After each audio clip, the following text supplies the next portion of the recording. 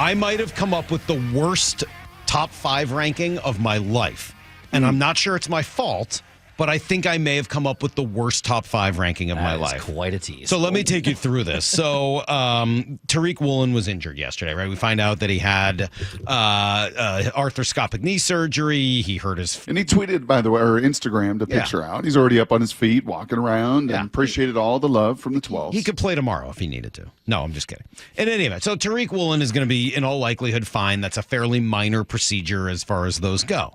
But it got me thinking, right? They've got a bunch of other cornerbacks. This may be great for, Trey Brown and for Mike Jackson and even for Devin Witherspoon to kind of get all of that experience during all the offseason. Great. And they've got a lot of options. If Tariq Woolen weren't okay, if this does end up taking longer, they've got those guys. If they needed to, they could use Kobe Bryant outside. And with Love now, he could play inside a little bit as well. Sure. They've got a lot of depth in that secondary. We signed Artie Burns. So, yes. They're pretty stacked in that department. Mm-hmm. But it led me to an old question that we've asked many times. Who's the most irreplaceable player on this team? And again, it's not who's the best player on this team. It's who can you most afford to live without. And that has to do with their unique skills and then also the rest of your roster where you have depth, etc. So I created a list just off the top of my head yesterday. I thought through this a little bit. Who are the 5 most irreplaceable Seahawks in order? And honestly... Is this just defense? Nope. This is just the 5 most irreplaceable Seahawks. And I hate my list.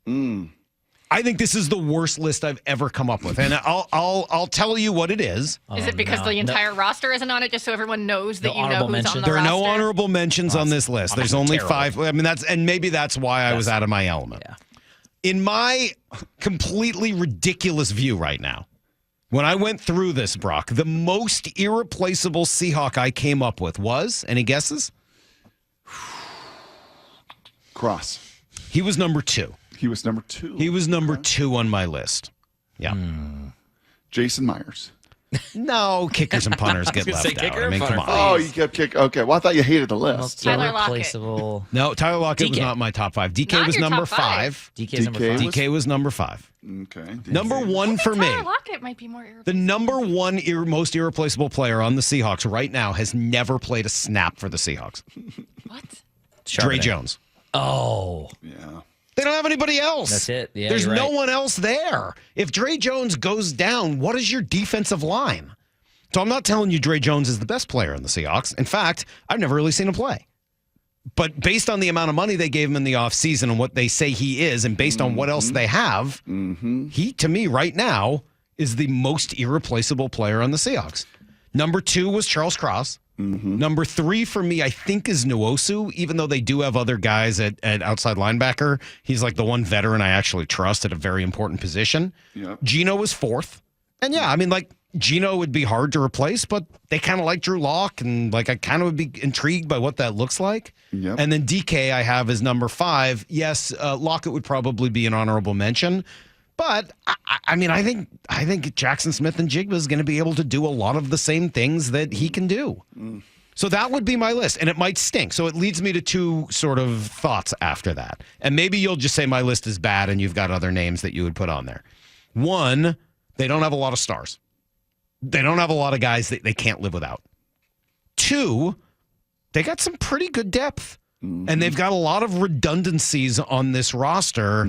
Outside of defensive line, there's a fair amount of depth at every other position. Like, who's your tight end? Well, they got 3 of them that I trust. Who's your running back? Well, they got 2 or 3 of them that I think are going to be pretty good. Who's your wide receiver? Well, they got enough with a couple extra guys that can fill in for a little while. Offensive line, yeah, they got some dudes who can fill in. Left tackle's always going to be a challenge, but okay, other than that, like I feel reasonably good at outside linebacker, defensive end, safety, corner, even, all right, linebacker maybe needs to be on this list as well, but okay. But do you account for, sure, you have more safeties, but I think if Quandre went down, that would be really a big blow. I don't know. Yeah, it would be a big blow. Most irreplaceable, though? I mean, from what I understand, they gave Love some money. Like, again, I'm not saying they'd be just fine without Quandre Diggs. He's a pretty important part of this team.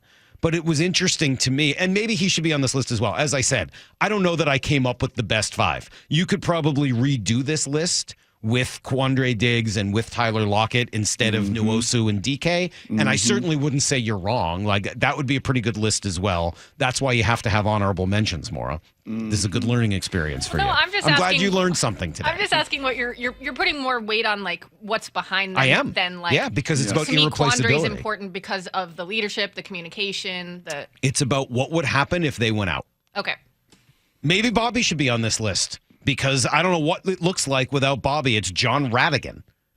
But doesn't it kind of strike you that while they don't have a ton of irreplaceable stars, they do have a lot of guys that are kind of ready to go and potentially have starter caliber? Yeah, I think two things jump out. To that point, it feels a whole lot more like a team, kind of like the hockey team that we enjoyed watching so much. That it's got a bunch of lines of depth that maybe not the biggest front line stars, and that's okay. And the fact, right alongside that, the fact that your QB is not number 1 or number 2 or number 3 on that list, I think is also telling, because we wouldn't even have this conversation for 10 years because it was like, well, life without Russell, like you're dead, you're doomed. Right, his wins above replacement. We always felt like, come on. I mean, he's got to stay healthy. He's got to stay available. And there was not even, you had to exclude him like you excluded Michael Dixon and Jason Myers, bless your heart, who are very important on this team. Yes, but I mean, there are. Gino's really number 4, huh? You personally feel that good? That's what I put on there. I mean, as I said, I don't know whether Gino should be higher than that. As I said, please feel free to quibble. I don't feel that locked into any of these spots. But am I crazy that Dre Jones would be the most irreplaceable right now today? As far as just his upside and his talent, what he's done in this league, I mean, it's not as if he's been Chris Jones. It's not as if he has been that dynamic of a guy. He's been very good, and certainly there was a market for him, but not a market where they had to overpay. Right. I think they were pretty pleased, in fact. If he were to go out, how would you replace him? I mean, it would be Jaron Reed. It would be some of the similar guys, Mario Edward. It would be some of the similar guys from a frame standpoint, a body standpoint, but they're not as dynamic, right? I mean, they're not as athletic as he is. So, he's a huge, huge piece of it. And like you said, hadn't even played a snap yet for this organization. Isn't that weird? Where did you say Cross was? 2. Okay, good. Yeah, it'd be really hard to replace Cross, but I mean, I think they could get by. I could be wrong. I mean, maybe he should be number 1.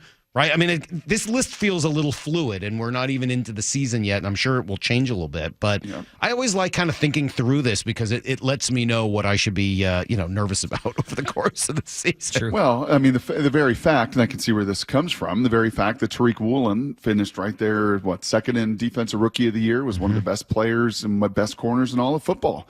And the fact that he goes down and you don't even freak out that much about it. No. And partly because of the injury, because he will be back, but also because that is a position group where you could absolutely live without him some dudes. for 2, 3, 4 weeks. Ken Walker was nearly a Rookie of the Year. If he went out, I'd be bummed. Believe me, that would stink. He's going to make them a better team this year. But Zach Charbonnet would come in, and you got you just drafted McIntosh, and I feel reasonably good about what those guys would do in that spot. Plus, you'd sign another running back off the street, and they'd be okay. I think you'd survive it. If these guys get hurt, I think those would be the hardest ones to survive. Yep, and it speaks to, that's a pretty, quite honestly, you may be nitpicking and may not like it, but I think it speaks very positively to the depth of this team so quickly.